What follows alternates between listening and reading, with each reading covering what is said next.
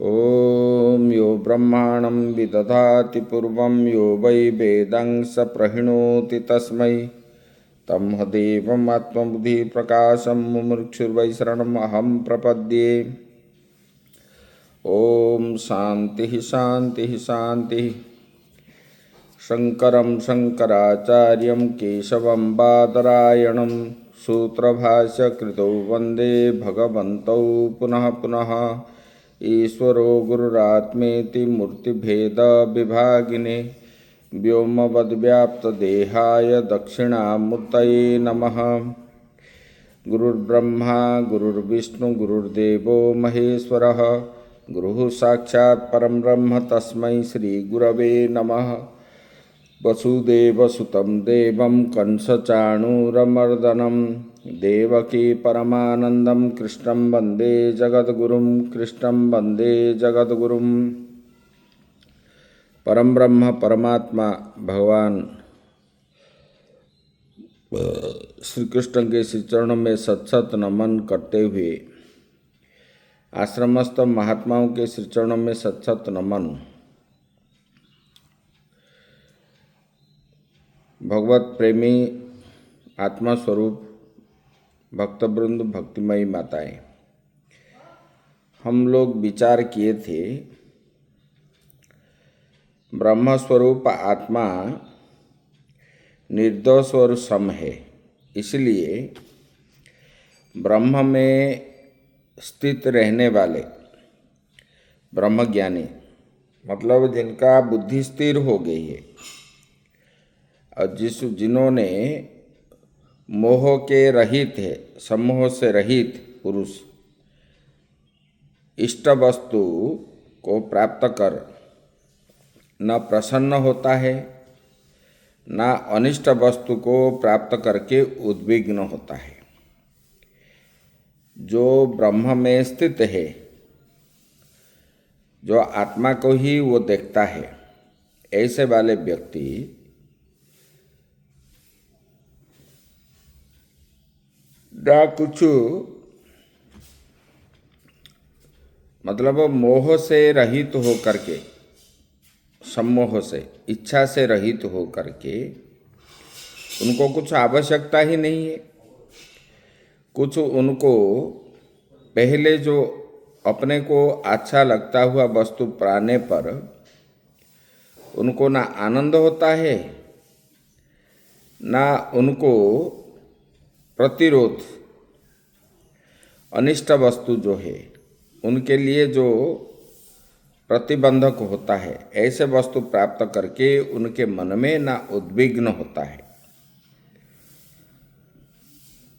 वो बता रहे हैं, बोले कि देह मात्र में आत्मदर्शी अज्ञानी ही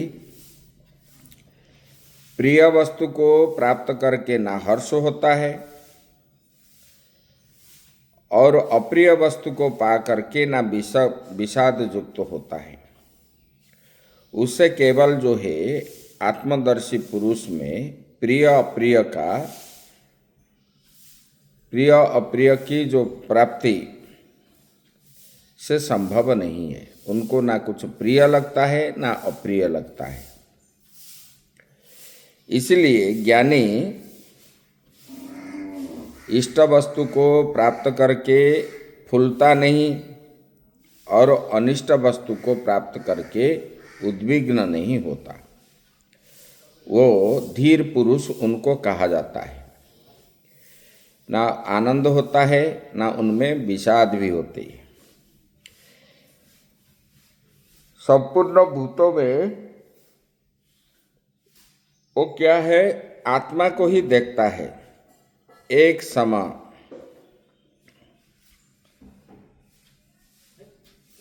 और निर्दोष आत्मा है, ऐसा बुद्धि उनका हो जाता है। मेरे अंदर जो है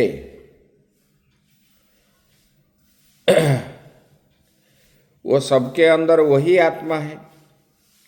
वो आत्मा को ही देखता है और दूसरे वस्तु को नहीं देखता है, बाह्य वस्तु का चिंतन ही नहीं करता। वो जो है ऐसे चाहने वाले ज्ञानी प्रारब्ध वेग से जितना समय वो रहता है, शरीर धारण करके रहता है, कर्म करता हुआ भी वो कर्म सन्यासी उनको कहा जाता है। कर्म करने पर भी उनको कर्म सन्यासी कहा जाता है। अभी आगे अभी बता रहे हैं, बाह्य स्पर्शे स्वशक्तात्मा विन्दत्यात्मनि यत् सुखम स ब्रह्म योग युक्तात्मा सुखमक्षयमश्नुते। ये जो बाह्य स्पर्शे सु अशक्तात्मा बता रहे हैं, बोले कि देखो, बाह्य स्पर्शेषु, बाह्यश्च मतलब बाहर, स्पर्शाश्च बाह्य स्पर्शा मतलब जो विषय है वो बाहर रहता है। स्पर्श मतलब उसको ग्रहण करना।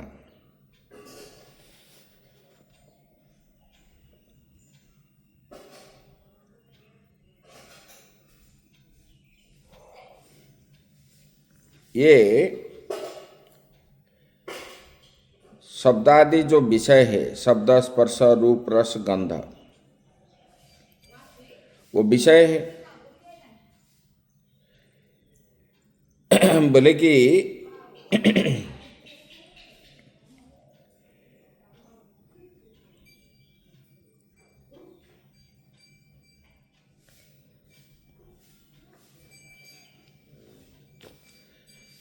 यहाँ पर जो भगवान ने पहले बताए, बोले कि ब्रह्म में स्थित रहा पुरुष को ना हर्ष विषाद होता है, वो हर्ष विषाद से रहित है। इतना ही नहीं, वो ब्रह्म में स्थित माना जाता है। आत्मा ही सब कुछ है, अहम ब्रह्मास्मि, ऐसा है। और बाहर भी जो देखता है सब में आत्मा को ही देखता है, ऐसे बता रहे हैं।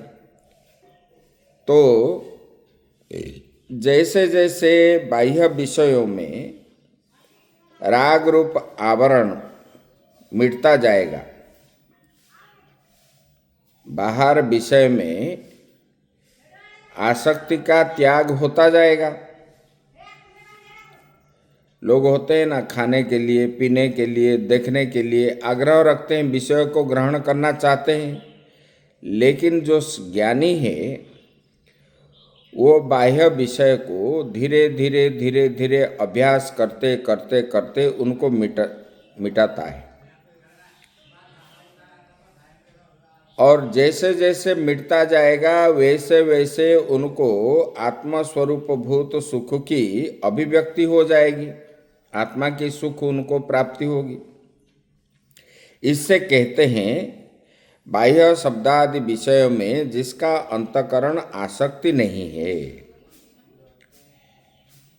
खाने की इच्छा नहीं है, देखने की इच्छा नहीं है, सुनने की इच्छा नहीं है, ये सब बाह्य वस्तु है। ये बाह्य विषय को जिन्होंने ग्रहण नहीं करता, उनको जो है आत्मा में उनको आत्मा स्वरूपभूत सुख की अभिव्यक्ति हो जाएगी। आत्मा को वो जान लेगा। धीरे धीरे पर्दा, जैसे कि बादल ढक गया है, तो बादल ढकने के कारण सूर्य होने पर भी हमको दिखता नहीं है। लेकिन धीरे धीरे धीरे जब बादल हटता जाता है तब जो सूर्य दिखते हैं। इसी प्रकार अपने ज्ञान को ये विषय आदि जो है, विषय वासना आदि, ये ढक कर के रखा है। जैसे जैसे हम सबको त्याग देंगे, आत्मा ही सब कुछ है ऐसा मान लेंगे, उसको मानने पर भी नहीं होगा, आचरण में लाना पड़ेगा। और हम सबको जब त्याग देते हैं, सुख दुख आदि हर्ष विषाद ये सबसे रहित हो जाने के बाद धीरे धीरे धीरे ज्ञान का प्रकाश जो है आएगा,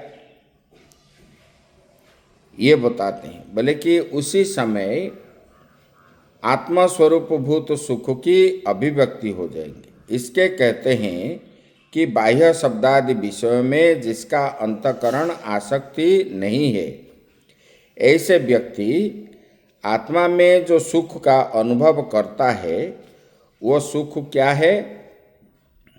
अक्षय सुख है, उसका कभी क्षय नहीं होता। बाह्य वस्तु का सुख जो है, जैसे कि आपको कोई चीज देखने को इच्छा है, आप देख रहे हो, तो जो देखते हो, देखते समय आपको सुख की अनुभूति होती है। लेकिन जब देखना पूरा हो जाता है तब सुख भी मिट जाती है। लेकिन ये जो है, ये जो सुख है, ये सुख अक्षय क्यों है? ना ये कभी मिटता नहीं है। वो तो बनाया हुआ चीज जो है वो मिटता है। आपने जो बाह्य सुख खाने का, देखने का, पीने का, घूमने का जो है, ये सुख का अनुभव जो करते हो, ये क्षणिक के लिए। रिश्ते नाते का सुख जो है वो भी क्षणिक के लिए है। लेकिन ये आत्मा का सुख जो है, ये तो अपनी सुख है। ये कभी ना नाश होता है, ना इनको किसने बनाया है। तो जो है वो सुख को अक्षय सुख ब्रह्म, उसको और क्या बोलते हैं? ब्रह्म जोग युक्तात्मा, ऐसे पुरुष प्राप्त करता है। यहाँ बताते हैं, बाह्य स्पर्शेषु बाह्यश्च ते स्पर्शाश्च बाह्य स्पर्शाः। ये बाह्य स्पर्श को बताते हैं। इंद्रियों के द्वारा जो ग्रहण किए जाते हैं, किसको? विषय को। शब्द स्पर्श रूप रस गंध, ये ज्ञान इंद्रियों के द्वारा हम ग्रहण करते हैं। उसको जो ग्रहण हम करते हैं उनको स्पर्श कहते हैं। जब हम ग्रहण करते हैं, स्पर्श मतलब छूना, और हम जब ग्रहण करते हैं बाह्य विषयों को इंद्रियों से, उसको बोलते हैं स्पर्श।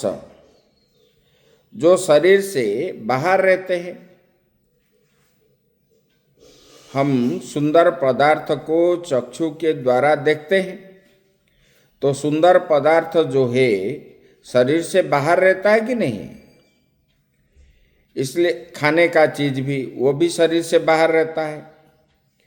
बोले कि देखो, ऐसे बाह्य शब्दादि विषयों में जिसका अंतःकरण अनासक्त हो गया है,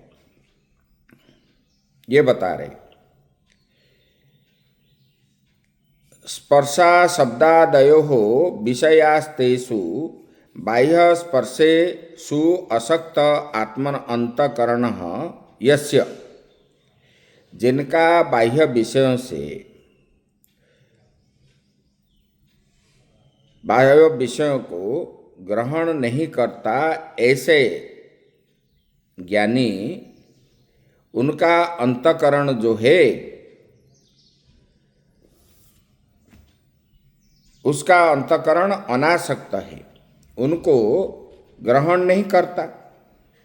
भले जितना भी सुंदर हो, जितना स्वादिष्ट हो, जितना जो भी कुछ हो, वो उसको ग्रहण नहीं करता।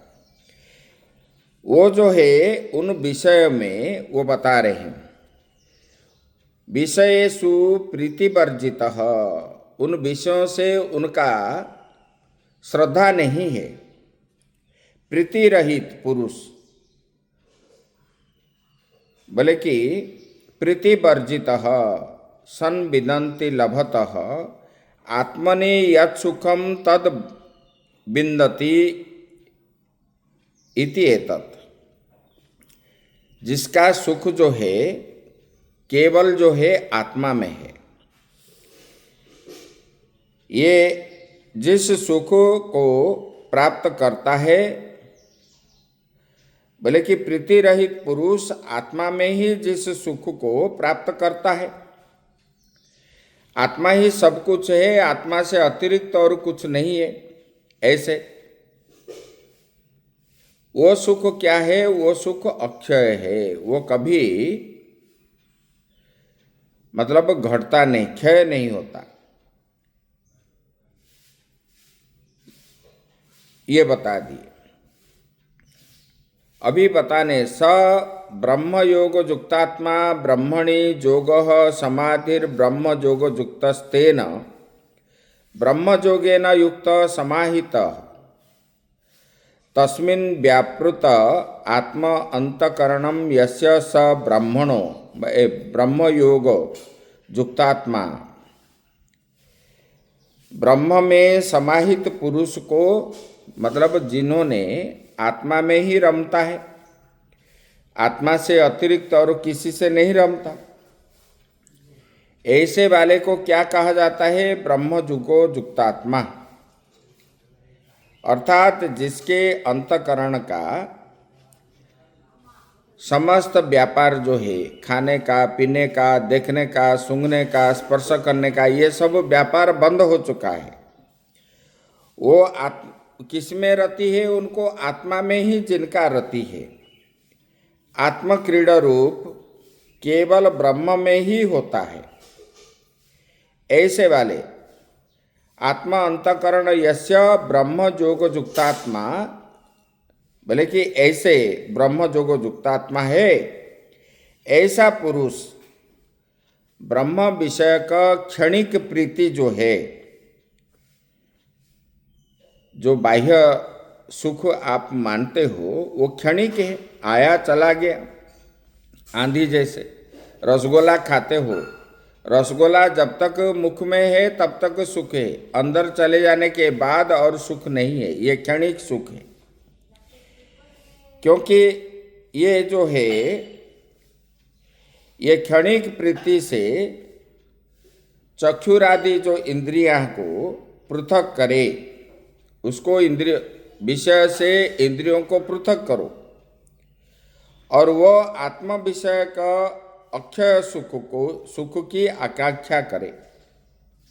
जिन्होंने ज्ञानी, क्योंकि ये जो विषय है ये क्षणिक सुख वाला है, ऐसा मान करके इंद्रियों से विषय को पृथक कर लेता है, ग्रहण नहीं करता और आत्मा को ही सब कुछ मानता है।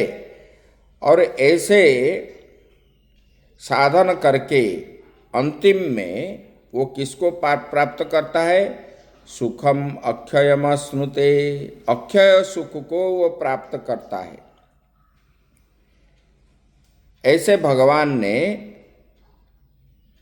अपने शिष्य अर्जुन को बताया, बोले कि देखो, जिनका मन बाहर विषयों से हट गया है, क्योंकि वो जान लिया है ये सब दुख देने वाले हैं, विषय को ग्रहण करने से दुख को ही प्राप्त करता है, तो उन्होंने जानबूझ करके वो इंद्रियों से विषय को अलग कर लेता है। कौन? ब्रह्मजोगो, ब्रह्मजोगो युक्तात्मा। वो आत्मा में ही स्थित रहता है, ब्रह्म ही सब कुछ है, ब्रह्म ही सत्य है, बाकी जगत मिथ्या है। इसलिए उन्होंने नेति नेति के द्वारा सबको, ना मैं भोगता हूँ, ना मैं करता हूँ, ना मैं पिता हूँ, ना मैं पुत्री हूँ, ना मैं, ये सब कुछ, ये सब नेति नेति के द्वारा बाध करके उन्होंने आत्मा को ही, ब्रह्म को ही सत्य मान करके उसमें ही रमण करता है। तब जो है उनको अक्षय रूप सुख को उन्होंने प्राप्त करता है। अभी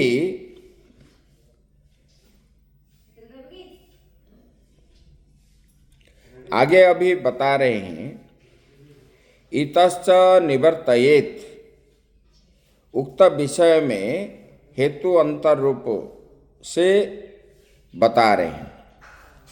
ये ही संस्पर्शजा भोगा दुखो योनय एवते आद्यन्तवन्त कौन्तेय न ते सूरमते बुधः। अभी भगवान ने अभी आगे श्लोक में बता रहे हैं, ये ही यस्मात् स्पर्शात् स्पर्शजा विषय इंद्रिय संस्पर्शभ्यो जाता भोगा भुक्तयो दुख योनय एवते अविद्याकृतत्वात्।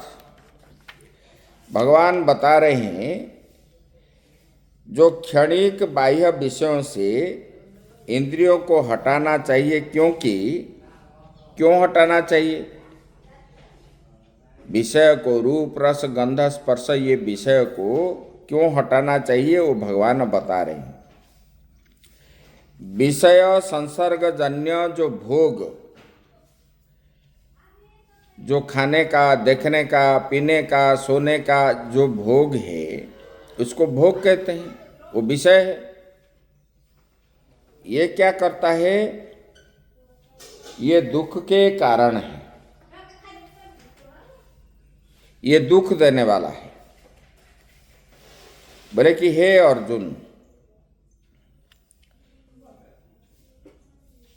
जो विषय और इंद्रियों के संस्पर्श से प्राणियों को जो सुख उत्पन्न होता है, वो सुख नहीं है, वास्तविक दुख है का कारण है। विषय को हम जो ग्रहण करते हैं इंद्रियों के द्वारा, वस्तुतः वो सुख नहीं है, वो दुख का कारण है। ये कौन ग्रहण करता है? बोले कि अविवेकी, अविद्याकृतत्वात्, अज्ञानी जो है, उनमें आसक्ति होने पर विवेकी आसक्त न हो। लेकिन विवेकी पुरुष उसमें आसक्ति नहीं होते, अविवेकी उस पर आसक्ति होते हैं और उनको दुख मिलता है। दुख के कारण इसलिए है, यहाँ बता रहे हैं, दृश्यन्ते हि अध्यात्मकादीनि दुखानि तन्निमित्तान एव।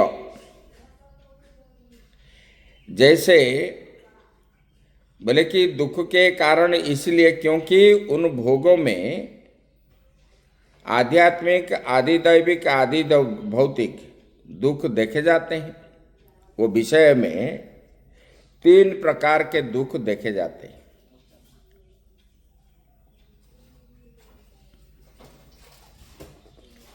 अतः संसार में सुख की गंध मात्र ही नहीं है। न संसारे सुखस्य गंध मात्रम अपि स्थिति बुद्ध्वा विषय मृगतृष्णिकाया इंद्रियाणि निवर्तयेत। बोले कि उस संसार में सुख की लेस मात्र नहीं है, गंध भी नहीं है, ऐसा समझ करके ये विषय जो है मृगतृष्णिका से इंद्रियों को निवृत्त कर लेना चाहिए, ये भगवान ने बता रहे।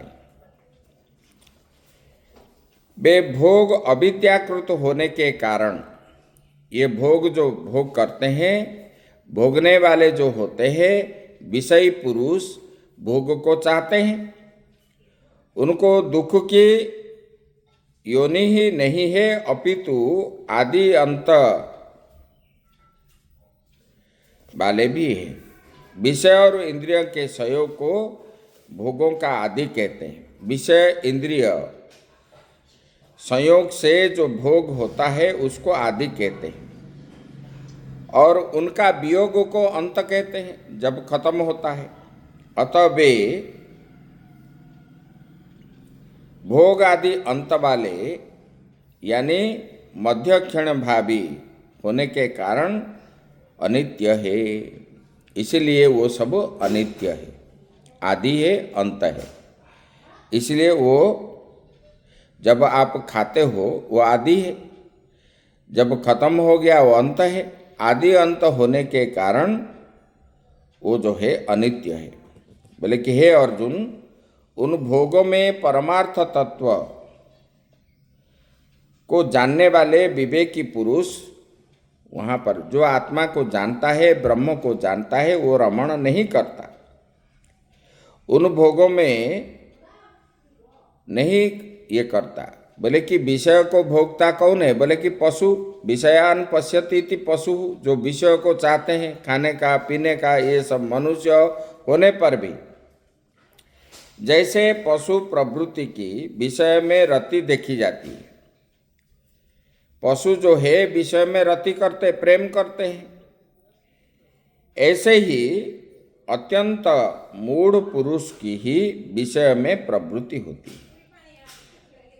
जो विषय को चाहने वाले मूढ़ पुरुष, अज्ञानी है, मूर्ख है, चाहेंगे, खाएंगे, पिएंगे, देखेंगे, ये सब क्या है? अज्ञानी है और मूढ़ व्यक्ति है। यही भगवान ने बताए। आगे की चर्चा हम कल करेंगे। ओम पूर्णमदः पूर्णमिदं पूर्णात् पूर्णमुदच्यते पूर्णस्य पूर्णमादाय पूर्णमेवावशिष्यते। ओम शांति शांति शांति। शंकरं शंकराचार्यं केशवं बादरायणं सूत्रभाष्यकृतौ वन्दे भगवन्तौ पुनः पुनः।